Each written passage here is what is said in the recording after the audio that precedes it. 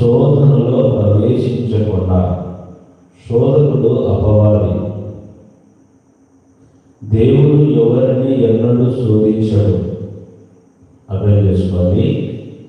దేవుడు ఎవరిని ఎన్నడూ శోధించడు. శోధించేవాడు అపవాది, శోధకుడు వాడు. ఆమేన్.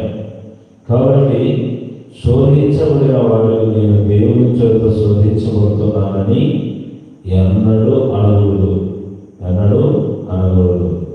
అపవాది, శోధకుడు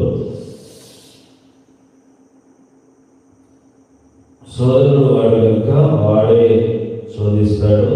మన శోధనలో నుండి దేవుడు తప్పిస్తాడని దేవునికి మనం ప్రార్థన చేయాలి.